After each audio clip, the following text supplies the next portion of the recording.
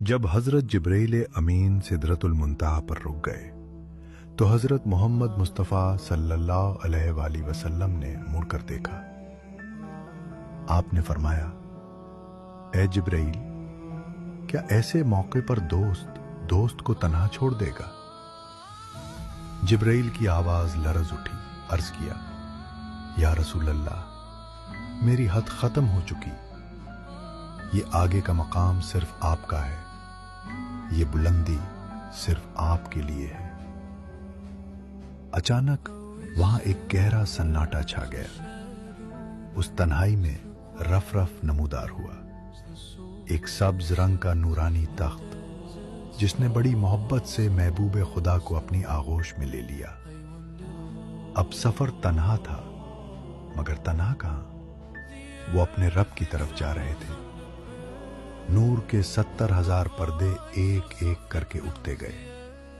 ہر پردہ اٹھنے پر روشنی کا وہ طوفان تھا کہ آنکھیں خیرہ ہو جاتی۔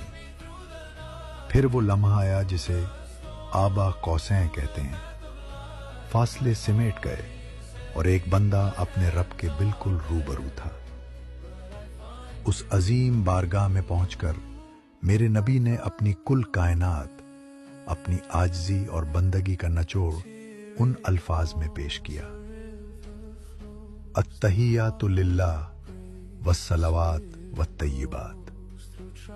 اے اللہ، میری زبان کی تمام عبادتیں، میرے بدن کی تمام مشقتیں اور میری تمام مالی نیکیاں صرف اور صرف تیرے لیے ہیں۔